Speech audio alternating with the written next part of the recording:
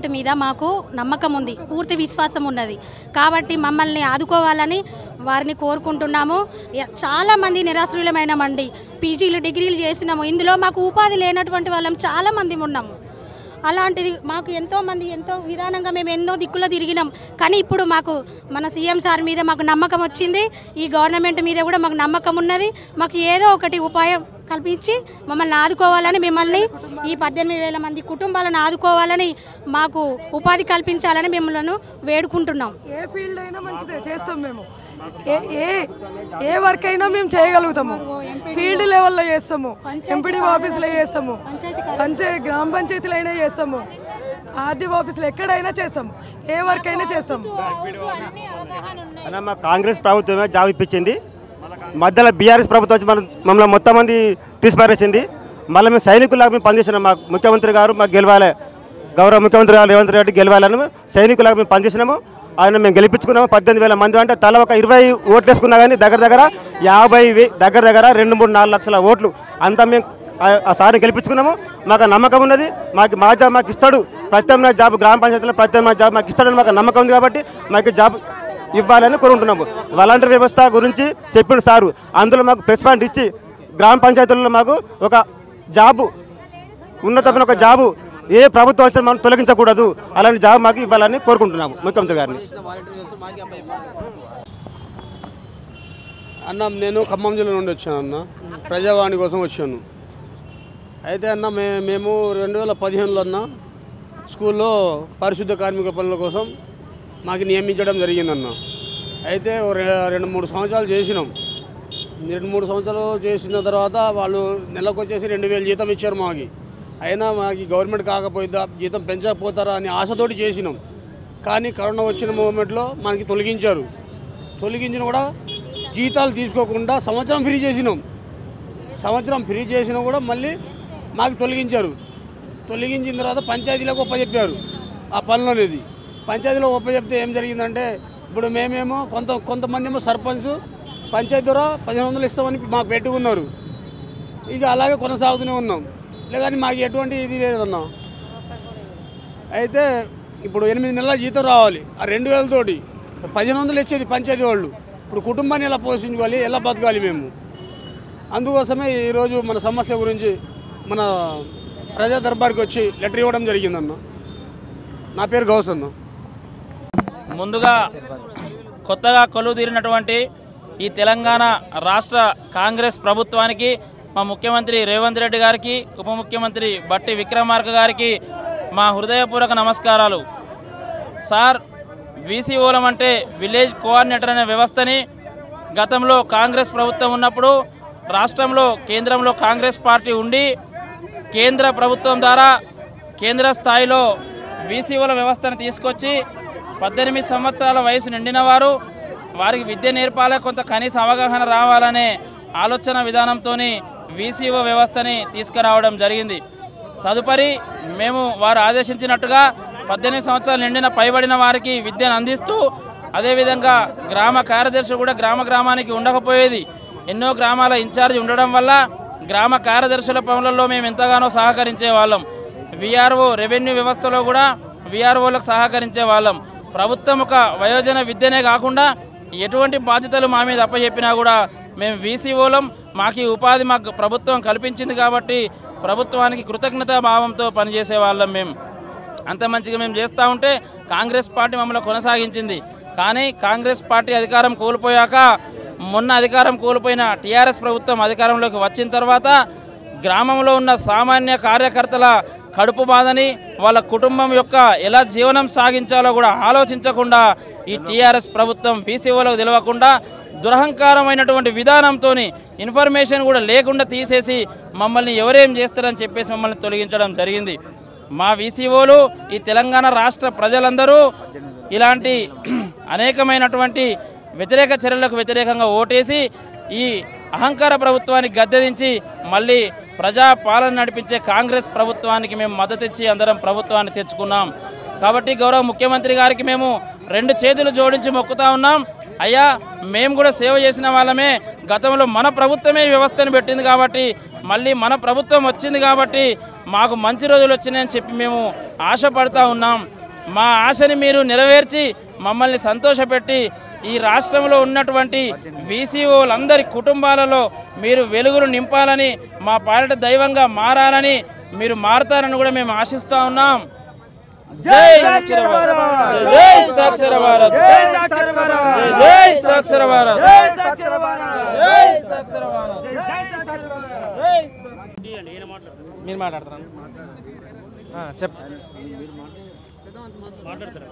చెప్పండి పెద్ద నాయన. మేము గత ప్రభుత్వం మేము అసలు వీఆర్ఏలుగా చేస్తున్నామండి. ఏది 60-70 సంవత్సరాల నుంచి మా నాన్నలు, ఆ తర్వాత మేము కూడా ఇప్పుడు 56 సంవత్సరాలు చేస్తున్నాం. నాకు రిటైర్మెంట్కి ఇక 2 నెలలే ఉంది. కానీ గత ప్రభుత్వం ఏం చేసిందంటే 81-85 జీవోలు తీసుకొచ్చి ఎక్కడోళ్ళని అక్కడ వేరు డిపార్ట్మెంట్లకు పంపించింది. లస్కర్లుగా ఇంకా వాచ్మెన్లుగా అట్టి రకరకాలుగా పంపించడం వల్ల మాకు అన్యాయం జరిగింది. 61 పైన ఉన్న వారసులకు ఉద్యోగాలు ఇచ్చారు. 55 నుంచి 61 లోపు వాళ్ళకి ఉద్యోగాలు ఇవ్వలేదు. మా పిల్లలకి మా సర్వీస్ కోల్పోతాను. పైగా మేము 2 నెలలు 3 నెలలు 1 నెల 5 నెలలు ఇట్లా ఉన్న వాళ్ళు మేము ఉన్నాం. ఇప్పటికీ 200 మంది 250 మంది కనుక రిటైర్మెంట్ అయిపోయిన వాళ్ళు ఉన్నారు. కాబట్టి మాకేమంటున్నామంటే మేము మా పిల్లలకు కూడా 55 నుంచి 61 లోపు వాళ్ళకి ఉద్యోగ అవకాశాలు కల్పించాలని మేము ఇప్పుడు ఈ కాంగ్రెస్ ప్రభుత్వాన్ని కోరుకుంటున్నాం. టీఆర్ఎస్ ప్రభుత్వంలో మాకు ఇట్లా అన్యాయం జరిగింది, మమ్మల్ని తప్పుదారి పట్టించారు. రాష్ట్ర జేఏసీ నాయకులని మేము ఎన్నుకొని ఇక్కడ చేస్తే వాళ్ళు మమ్మల్ని అన్యాయం చేసి వాళ్ళు మెరుగున పడ్డారు. వాళ్ళు డైరెక్ట్ రిక్రూట్మెంట్ వాళ్ళు ఎక్కువ లాభం పొంది మమ్మల్ని అడ్డం పెట్టుకొని మాకు అన్యాయం చేసిపోయారు. ఇప్పుడు మేము ఒంటరిగా మిగిలిపోయినాం. మేము ఇప్పటికీ 3000 మంది పైన ఉన్నాం. మాకు ఈ విధంగా న్యాయం చేయాలని, మా వారసులకు ఉద్యోగాలు ఇవ్వాలని మేము కాంగ్రెస్ ప్రభుత్వాన్ని, రేవంత్ రెడ్డి గారిని వేడుకుంటూ వారికి నమస్కారం చేస్తున్నాం. చేస్తారనుకుంటుందా ఈ కాంగ్రెస్ నమ్మకంతో మేము వివిధ జిల్లాల నుంచి ఇక్కడికి వచ్చినాం. ఇవాళకి 3 రోజులు వచ్చి మంత్రులను కలిసినాం, గాంధీ భవనంలో కలిసినాం, సచివాలయంలో కలిసినాం. ఏమంటున్నారు మరి? చేస్తామంటున్నారు. రెవెన్యూ మంత్రి గారిని కలిసినాం, చేస్తామన్నారు. ఇప్పుడు కమిటీ టైం ఏమి ఇవ్వలేదు, చేస్తాం, మీదే ప్రాసెస్ నడుస్తుందని చెప్పారు. చెప్పారు కానీ అది నడుస్తుందో నడవట్లేదో మాకు తెలియదు. సీతక్క గారిని కలిసాం, ఉత్తమ్ కుమార్ రెడ్డి గారిని కలిసాం, మా జీవన్ రెడ్డి గారిని కలిసాం, మల్లు రవి గారిని కలిసాం. అందరు సార్లు అందరినీ ఎమ్మెల్యేలను ఎంపీలను వీళ్ళందరినీ కలిసాం. మా మంత్రులు కలిస్తే చేస్తాం అంటున్నారు. కానీ మరి ఎప్పుడు చేస్తారనేది ఇంతవరకు ఫలానా డేట్ అని మాకు చెప్పలేదు. మీకు నమ్మకం అయితే ఉన్నది, చేస్తారనేటువంటి నమ్మకం మీద మేము ఇప్పుడు 3 రోజులైంది వచ్చి ఈ హైదరాబాద్లోనే ఉన్నామండి. మాది ఖమ్మం జిల్లా, ఎటు పోలేదు. టోటల్గా రాష్ట్రం మొత్తం ఇక్కడనే తిరుగుతాను. రాష్ట్ర వ్యాప్తంగా 3000 మంది ఇక్కడనే అక్కడక్కడ తిరుగుకుంటూ ఇవన్నీ ఉన్నామండి. కాబట్టి త్వరగా న్యాయం చేయాలని సార్, తెలంగాణ రాష్ట్ర వ్యాప్తంగా ఉన్నటువంటి వీఆర్ఏలము గత ప్రభుత్వము 81, 85, 98 జీవోలు తీసుకొచ్చి అస్తవ్యస్తంగా ఉన్నటువంటి గ్రామ పాలనలో ఉన్నటువంటి వీఆర్ఏలము రెవెన్యూ పరంగా ముఖ్యమైనటువంటి అధికారులు ఎవరయ్యా అంటే వీఆర్ఏలమే సార్. ప్రతి ఇన్ఫర్మేషన్ కూడా ప్రభుత్వం ఇచ్చేటువంటి సంక్షేమ పథకాలను కూడా ఈ యొక్క వీఆర్ఏలే వారు ప్రజలకి చేరవేటటువంటి వీఆర్ఏలం సార్. మీ గత ప్రభుత్వము మేము పే స్కేల్ అడిగాం సార్, కానీ ఈ ప్రభుత్వం చేసినటువంటి ఆ జీవోలను మాకు 55 నుండి 61 సంవత్సరం లోపు ఉన్న వీఆర్ఏ వారసులకు చాలా అన్యాయం చేసింది సార్. ఎట్లా అంటే ఇప్పుడు ఇచ్చినటువంటి జీవోలు 1 నెలే ఉన్న సార్ రిటైర్మెంట్ మా ఫాదర్ కావాల్సింది. మా ఫాదర్ ఇప్పుడు 1 నెల జీతం తీసుకొని ఇంటికాడ కూర్చోవాల్సిన పరిస్థితి ఉన్న సార్. ఎలాంటి బెనిఫిట్స్ లేవు. అయితే మేమేమడుగుతున్నామంటే ఈ కాంగ్రెస్ ప్రభుత్వాన్ని గత ప్రభుత్వం ఇచ్చినటువంటి 61 సంవత్సరాలు పైబడిన వీఆర్ఏ వారసులకు ఎలాగైతే ఉద్యోగాలు కల్పించారో ఇప్పుడు ఈ కాంగ్రెస్ ప్రభుత్వం అనేది ప్రజాప్రభుత్వం సార్. ఇంత ఒకప్పుడు టీఆర్ఎస్ ప్రభుత్వం ఉన్నప్పుడు ఎలాంటి గేట్లు కనీసం ఇళ్ళకి అడుగు పెట్టడానికి కూడా లేనటువంటి పరిస్థితి ఉన్నా సార్. ఇవాళ ఈ ప్రజాప్రభుత్వాలకు ప్రజావానికి పోయి మేము దరఖాస్తు పెట్టుకుంటున్నాం అంటే ఈ ప్రజాప్రభుత్వం కాబట్టి రేవంత్ రెడ్డి గారి యొక్క ప్రభుత్వం మీద మాకు చాలా నమ్మకం ఉన్నా సార్. మా యొక్క వీఆర్ఎల్ని ఆదుకుంటారని ఈ పొంగులేటి రెవెన్యూ మంత్రి గారు పొంగులేటి శ్రీనివాసరెడ్డి గారిని కూడా కలిశాం సార్. వాళ్ళు కూడా సానుకూలంగా స్పందించారు. త్వరలో మీకు కమిటీలు వేసి మీకు వీఆర్ఏలకు 55 సంవత్సరాలు ఉన్నాయి, వీఆర్ఏల సమస్యలు అన్నీ ఉన్నాయి, మేము త్వరలో పరిష్కరిస్తామని మాకు హామీ ఇవ్వడం జరిగింది సార్. నిన్న గత 3 రోజుల నుంచి కూడా హైదరాబాద్లో రూములు కిరాయిలు తీసుకొని కూడా ఇప్పటికి వరకు 2 రోజులు అవుతుంది, కనీసం మేము ఎలాంటి మనకు బెనిఫిట్స్ లేకుండా అయిపోతున్నాం సార్. కాబట్టి మీ యొక్క పత్రికా సమావేశం ద్వారా మన ముఖ్యమంత్రి గారి దృష్టికి, రెవెన్యూ గారి మంత్రి దృష్టికి త్వరగా చేరాలని, మా యొక్క 55 నుండి 61 సంవత్సరాల లోపు ఉన్న వారసులకు న్యాయం చేయాలని ఈ యొక్క పత్రికా సమావేశం ద్వారా మేము కోరుతా ఉన్నాం సార్. వర్ధిల్లాలి వీఆర్ఎల్ ఐక్యత, వర్ధిల్లాలి వీఆర్ఎల్ ఐక్యత. 50 సంవత్సరాలు పైబడిన వీఆర్ఎల్ వారసులకు, 50 సంవత్సరాలు పైబడిన వీఆర్ఎల్ వారసులకు. సంతకాలు లేవు, నీకు మీ ఇన్ఫర్మేషన్ కోసం ఇస్తున్నా. 28,000 మంది పాఠశాలల్లో పనిచేసే సర్వీస్ పర్సన్స్ గవర్నమెంట్ తొలగించింది. మాట్లాడమంటారా? చెప్పండి, ఏం సమస్య? 2015 స్వచ్ఛ భారత్లో భాగంగా ప్రతి పాఠశాల శుభ్రంగా ఉండాలని, ఆవరణ పచ్చదనంతో కళకళలాడాలని, అట్లనే మరుగుదొడ్లు శుభ్రంగా ఉండి విద్యార్థులు ఆరోగ్యంగా ఉండాలనే నేపథ్యంతో ప్రభుత్వం స్వచ్ఛ భారత్ పథకంలో భాగంగా ప్రతి పాఠశాలకి సర్వీస్ పర్సన్స్ని కేటాయించింది. రాష్ట్ర వ్యాప్తంగా సర్వీస్ పర్సన్స్ 28,000 మంది ఉన్నారు. ఈ 28,000 మంది ఈవేళ కేసీఆర్ ప్రభుత్వం పుణ్యమా అని చెప్పి 2021లో జీవో 20 తీసుకొని వచ్చి వీళ్ళందరినీ ఒక కాగితంతో రోడ్డు మీద పడేసింది. వీళ్ళకి ఎటువంటి నియామక పత్రాలు ఇవ్వలేదు. స్కూల్ మేనేజ్మెంట్ కమిటీ తరఫున ఇవాళ వాళ్ళకి 2,500 ఇచ్చేవాళ్ళు. ఈ 2021 నుంచి కూడా ₹1 కూడా ఇవ్వటం లేదు ప్రతి పాఠశాలలో. అట్లనే ఆ జీవోలో చెప్పింది ఏంటంటే గ్రామ పంచాయతీ వర్కర్లు పాఠశాలలు శుభ్రం చేయాలి అని చెప్పి అన్నారు. దీనికి మేము అడిగేది ఏంటంటే గ్రామ పంచాయతీ వర్కర్లు గ్రామ పంచాయతీల్లో నిధులు లేక కొనారిల్లుతూ ఉన్నాయి. వర్కర్లు ఎక్కువ మంది లేరు. అట్లాంటి వర్కర్ల మీద పని భారం పెట్టి మీరు శుభ్రం చేయాలి అని అంటే చాలా గ్రామ పంచాయతీల్లో వర్కర్లు చేయటం లేదు. ఈ నేపథ్యంలో పాఠశాలల్లో ప్రభుత్వ ఉద్యోగులు టీచర్లే తలా కొంత వేసుకొని ఒక 500, ₹1,000 అట్లా ఇచ్చి పని చేయించుకుంటూ ఉన్నారు. ఆ నేపథ్యంలోనే ఈవేళ రేవంత్ రెడ్డి గారు మొన్న విద్యాశాఖ రివ్యూ జరిపారు. ఆ విద్యాశాఖ రివ్యూలో పాఠశాలలు పరిశుభ్రంగా ఉండాలి, స్వీపర్స్ని కొనసాగించాలి అని చెప్పి కూడా మాట్లాడటం జరిగింది. ఆ ఆశతోనే ఈవేళ Telangana service persons scavengers sweepers association తరఫున ప్రజావాణిలో అప్లికేషన్ ఇవ్వటం కోసం వచ్చాం. ఈవేళ రేవంత్ రెడ్డి గారు మాట్లాడిన మాటలతోటి ఈవేళ మాకు ఆశ కలిగింది. ఖచ్చితంగా మాకు రేవంత్ రెడ్డి గారు న్యాయం చేస్తారని చెప్పి ఈ సందర్భంగా మేము ఆశ పడతా ఉన్నాం. మా ఆశని అడియాస చేయరని కూడా మేము అనుకుంటా ఉన్నాం. ఆ నేపథ్యంలోనే ఈవేళ సర్వీస్ పర్సన్స్ 2-3 గదులున్న పాఠశాలల నుంచి 20 గదులున్నటువంటి పాఠశాలలు శుభ్రం చేయాలి, మరుగుదొడ్లు శుభ్రం చేయాలి, పిల్లలకు మంచినీళ్ళు పెట్టాలి, టీచర్లకు మంచినీళ్ళు పెట్టాలి. అట్లానే ఇంకా ఇతరత్ర పాఠశాలల్లో ఉన్న మొక్కలకి నీళ్లు పెట్టడము, మొక్కల్ని గ్రోత్ చేయటం, ఇవన్నీ చేయాల్సినటువంటి పనులు వాళ్ళ మీద ఉన్నాయి. ఇట్లాంటి వాళ్ళని అత్యవసరమైనటువంటి ఈ స్కావెంజర్స్ని సర్వీస్ పర్సన్స్ స్వీపర్స్ని తీసివేయటం ప్రభుత్వానికి తగదు. కాబట్టి ఈవేళ రేవంత్ రెడ్డి గారి ప్రభుత్వం ఖచ్చితంగా మాకు బ్రతుకు తెరువు కల్పిస్తుందని ఆశపడతా ఉన్నాం. ఆ నేపథ్యంలోనే ఇవాళ ప్రజావాణికి వచ్చాం. అన్న నేను ఖమ్మం జిల్లా నుండి వచ్చాను అన్న, ప్రజావాణి కోసం వచ్చాను. అయితే అన్న మేము 2015లో అన్న స్కూల్లో పారిశుద్ధ కార్మిక పనుల కోసం మాకు నియమించడం జరిగిందన్న. అయితే 2-3 సంవత్సరాలు చేసినాం. 2-3 సంవత్సరాలు చేసిన తర్వాత వాళ్ళు నెలకు వచ్చేసి 2,000 జీతం ఇచ్చారు మాకు. అయినా మాకు గవర్నమెంట్ కాకపోయిద్దా, జీతం పెంచకపోతారా అని ఆశతోటి చేసినాం. కానీ కరోనా వచ్చిన మూమెంట్లో మనకి తొలగించారు. తొలగించిన కూడా జీతాలు తీసుకోకుండా సంవత్సరం ఫ్రీ చేసినాం. సంవత్సరం ఫ్రీ చేసినా కూడా మళ్ళీ మాకు తొలగించారు. తొలగించిన తర్వాత పంచాయతీలకు ఒప్పచెప్పారు ఆ పనులు అనేది. పంచాయతీలో ఒప్పచెప్తే ఏం జరిగిందంటే ఇప్పుడు మేమేమో కొంతమంది ఏమో సర్పంచ్ పంచాయతీ ద్వారా 1,500 ఇస్తామని మాకు పెట్టుకున్నారు. ఇక అలాగే కొనసాగుతూనే ఉన్నాం. లేదని మాకు ఎటువంటి ఇది లేదన్నా. అయితే ఇప్పుడు 8 నెలల జీతం రావాలి. ఆ 2,000 తోటి 1,500 ఇచ్చేది పంచాయతీ వాళ్ళు. ఇప్పుడు కుటుంబాన్ని ఎలా పోషించుకోవాలి, ఎలా బతకాలి మేము? అందుకోసమే ఈరోజు మన సమస్య గురించి మన ప్రజా దర్బార్కి వచ్చి లెటర్ ఇవ్వడం జరిగిందన్న. నా పేరు గౌస్ అన్న. మాది గౌడవెల్లి సార్, మాది గౌడవెల్లి మేడ్చల్. మాకు ఊరు సర్పంచే న్యాయం చేస్తలేడు.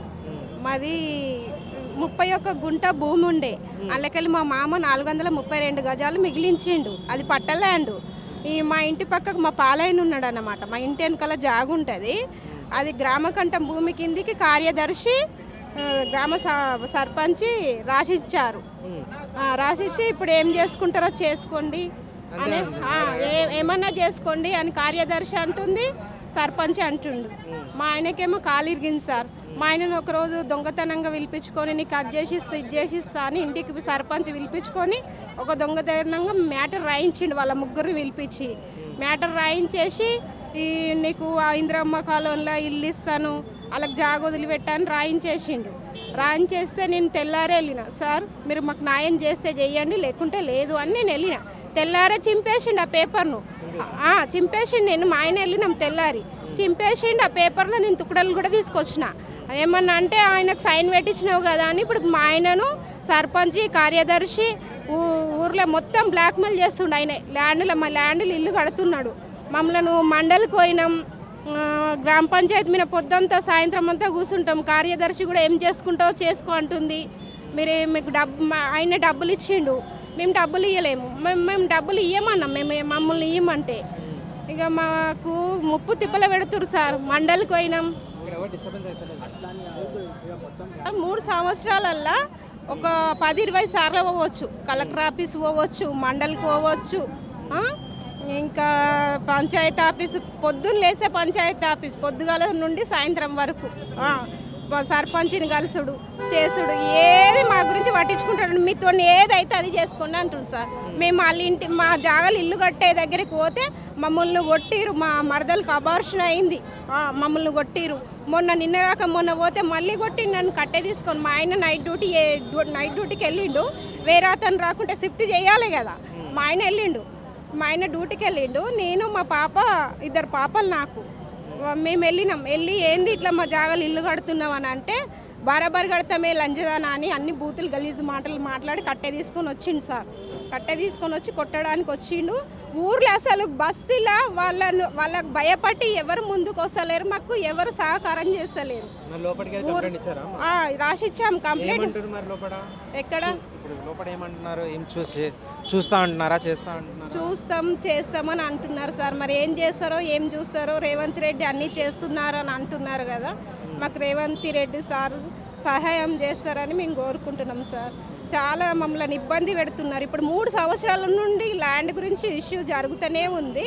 ఇప్పుడు గొడవ అయితేనే ఉంది. మళ్ళీ పోలీస్ స్టేషన్కి 10 సార్లు వెళ్ళాం సార్. పోలీసులు కూడా మేము ల్యాండ్ విషయాలు పట్టించుకోము, మాకు తెలియదు, మాకు ల్యాండ్ గురించి తెలియదు, ఏదున్నా మీ కార్యదర్శి సర్పంచే తెలుసుకోవాలి, వాళ్ళు పర్మిషన్ ఇచ్చారు కదా వాళ్ళ దగ్గరికి వెళ్ళి గొడవ చేయండి, మేమేం చేయలేము అని అంటున్నారు. ఎన్నిసార్లు వెళ్ళినా పోలీస్ స్టేషన్లో ఎన్నిసార్లు ఒక 10-20 సార్లు కంప్లైంట్ ఇచ్చి మేడ్చల్ పోలీస్ స్టేషన్ మాది గౌడవెల్లి గ్రామం సార్. ఇంకా మమ్మల్ని కట్టెలు తీసుకొని వస్తున్నారు. మేము ఉన్నమే ఆడవాళ్ళం. నాకు 2 పాపలు 1 బాబు. మా యారాలు ఉంది, ఆమెకు భర్త లేడు. మా ఆడబిడ్డ వస్తే ఆమెను కొడితే ఆమెకు అబార్షన్ అయిపోయింది. ఇది మా వాదన సార్. మాకు మా జాగా మాకు కావాలి. ఏమన్నా అంటే మీకు 1 లక్ష ఇస్తాం 2 లక్షలు ఇస్తామంటే ఇప్పుడు 30,000 గజం పోతుంది సార్. అయినా మాకు పిల్లలు ఉన్నారు, మాకు పైసలు ఎందుకు సార్? మా జాగా మాకు కావాలి అంతే సార్. నా పేరు త్రినాథ్ సార్. నేను ఒక సీనియర్ సిటిజన్ని. హెల్త్ గ్రౌండ్స్ మీద 2014లో బ్యాంక్ నుంచి రిటైర్ అయ్యాను సార్. నేను మా మిస్సెస్ ఒక పాప అన్మ్యారీడ్ పాప ఉంటాం సార్ ఇంట్లో. నా సొంత ఇల్లు ఇది రేడియో కాలనీ అండి. Plot number 77 Chandrakonda check post LB Nagar Rangareddy district కింద వస్తుందండి. ఇది మా పక్కనే ప్లాట్ నెంబర్ 77లో 2019లో సువిద్య పేరు మీద ఒక స్కూల్ స్టార్ట్ చేశారు సార్. స్టార్ట్ చేయగానే నేను ఇమ్మీడియట్గా కలెక్టర్ గారికి, డిఓ గారికి, కన్సర్న్ అథారిటీస్ అందరికీ, సార్ ఇది రెసిడెన్షియల్ ఏరియా సార్, ఈ రెసిడెన్షియల్ ఏరియాలో స్కూలు ఎట్లా నడుస్తుంది సార్ ఇది కనుక మీరు వెంటనే దీని మీద చర్య తీసుకోండి అని చెప్పి మేము రిప్రజెంట్ చేయడం జరిగిందండి. జరిగితే వాళ్ళ నుంచి రెస్పాన్స్ లేకపోతే రైట్ టు ఇన్ఫర్మేషన్ కింద నేను మళ్ళీ ఎడ్యుకేషన్ డిపార్ట్మెంట్ని అడిగితే 1 ఇయర్ తర్వాత స్టేట్ కమిషనర్ వాళ్ళ ద్వారా ఈ స్కూల్ చీజ్ చేసినట్టుగా తాళం వేసినట్టుగా కూడా ఫోటోలతో సహా ఇచ్చారండి. కానీ స్కూల్ నడుస్తూనే ఉంది. అంటే జస్ట్ వాళ్ళు ఎడ్యుకేషన్ డిపార్ట్మెంట్ టోటల్గా కొల్యూడయ్యారు అనేది ఇది క్లియర్గా అర్థమవుతుందండి. సరే నేను వెంటనే మర్నాడే ఇది 19/4/2022లో ఇన్ఫర్మేషన్ ఇవ్వగానే 24/2022 వెంటనే డిఈఓ గారికి నేను డైరెక్ట్ స్కూల్ ఎడ్యుకేషన్ అందరికీ కూడా సార్ ఇది మరి సీజ్ చేస్తే ఎలా నడుస్తుంది స్కూలు, దీని మీద చర్య తీసుకోండి అని చెప్పి నేను వెంటనే మళ్ళీ రిప్రజెంటేషన్ ఇవ్వడం జరిగిందండి. ఇస్తే దాని మీద ఏమాత్రం చర్యలు తీసుకోలేదండి. చర్య తీసుకుపోతే నేను ఏం చేశానంటే హైకోర్టులో కూడా దీని మీద రిట్ పిటిషన్ వేయడం జరిగిందండి 2021 డిసెంబర్లో. ఇక అక్కడి నుంచి మమ్మల్ని హెరాస్మెంట్ స్టార్ట్ అయింది సార్.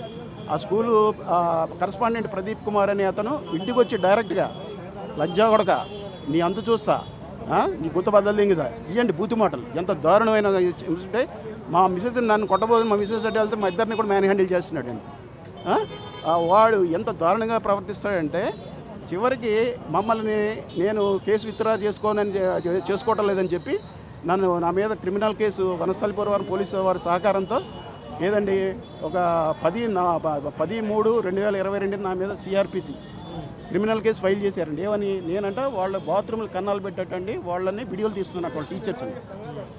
నేను తర్వాత ఏంటంటే నేను కాలేజీ పిల్లవాళ్ళగా అంటే మార్నింగ్ ఈవినింగ్ వెళ్ళే వాళ్ళనంట నేను టీచ్ చేస్తున్నానంట, కళ్ళుతో సైక్ చేస్తున్నానంట, వాళ్ళని నేర్పిస్తున్నానంట. ఎన్ని కంప్లైంట్స్ ఉన్నాయి సార్ ఇందులో.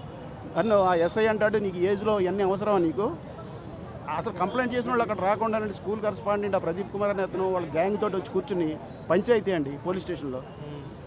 నువ్వు ఎస్ఐ అంటాడు నువ్వు సీనియర్ సిటిజన్వి, నీకు ఎన్ని ఏజ్లో అవసరమా నీకు, వాళ్ళతో కాంప్రమైజ్ కేసు విత్డ్రా చేసుకోలేకపోతే నేను లోపలేస్తా అన్నాడు. వనస్థలిపురం అండి ఎస్ఐ మాన్సింగ్ అంటే ఆయన పేరు. ఏమండి అయిపోయిన తర్వాత వాడంటాడు వాళ్ళు కూర్చుని ఇంటి ముందు ధర్నా తీసుకొస్తాం 100 మందిని తీసుకొచ్చి నిన్ను రోడ్డు మీద లాగి ఏం చేయాలి అది చేస్తాం లేదండి ఎస్ఐ ముందు. ఒక అతను టీఆర్ఎస్ కార్యకర్త ఎవరని అంటండి నేను ఇక్కడ సావదింగితే నిన్ను ఎవరు సేవ్ చేస్తాడని అడిగాడు సార్. మరి అది పోలీస్ స్టేషనా లేకపోతే మరి ఇంకా అది ఫ్రెండ్లీ పోలీసింగ్ అంటున్నారండి. మరి ఫ్రెండ్లీ పోలీసింగా లేకపోతే ఎనిమీ పోలీసింగా సార్ ఇది? అంటే ఒక సాధారణ మానవుడు ఒక సీనియర్ సిటిజన్కి మాకు బతికే హక్కు లేదండి. దీని మీద చివరికి ఎంత దారుణం అంటే సార్ హైకోర్టుకి వెళ్ళి నేను స్టే ఆర్డర్ తెచ్చుకోవాల్సిన పరిస్థితి వచ్చింది సార్ క్రిమినల్ కేసు మీద.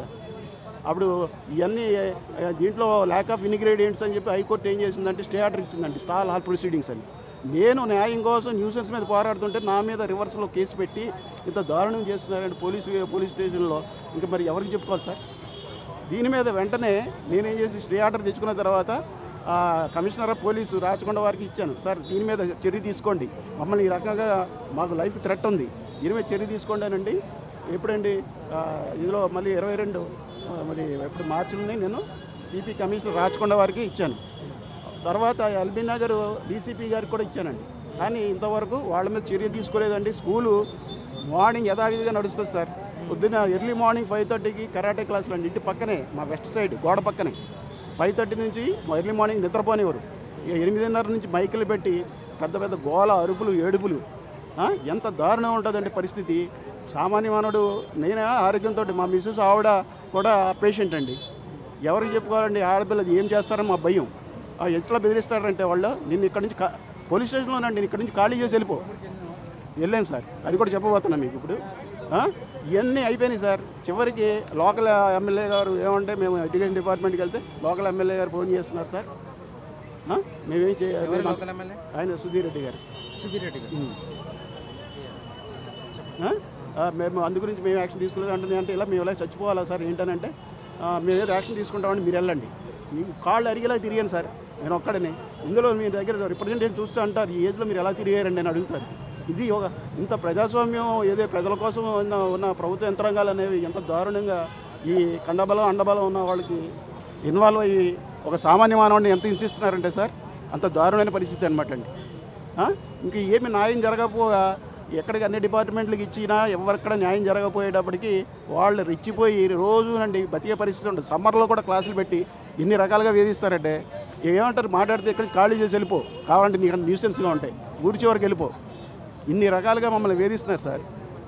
వేధిస్తుంటే ఇంకా ఫైనల్గా ఈ 4 సంవత్సరాలు కొత్త ప్రభుత్వం మారింది, ఇప్పుడైనా న్యాయం జరుగుతుందనే ఉద్దేశంతో ఈరోజు నేను ప్రజావాణికి వచ్చి రేవంత్ రెడ్డి గారు ఆయనకి కనీసం చేరి దీని మీద ఒక సామాన్య మానవుడు బాధలు ఎట్లా ఉంటాయని తెలిసి స్పందిస్తారన్న ఉద్దేశంతో దయచేసి మీ రిపబ్లిక్ మీడియా ద్వారా నేను మీకు విన్నవించుకుంటున్నాను సార్. దయచేసి దీనిలో కన్సర్న్డ్ ఎవరైతే ఉన్నారో ఆ స్కూల్ మీద చర్యలు తీసుకుని మాకు ప్రాణహాని కూడా రక్షణ కల్పించాలని దీనికి సంబంధిత అధికారుల ద్వారా మాకు అన్ని న్యాయం జరగాలని మీ రిపబ్లిక్ టీవీ ద్వారా వేడుకుంటున్నానండి.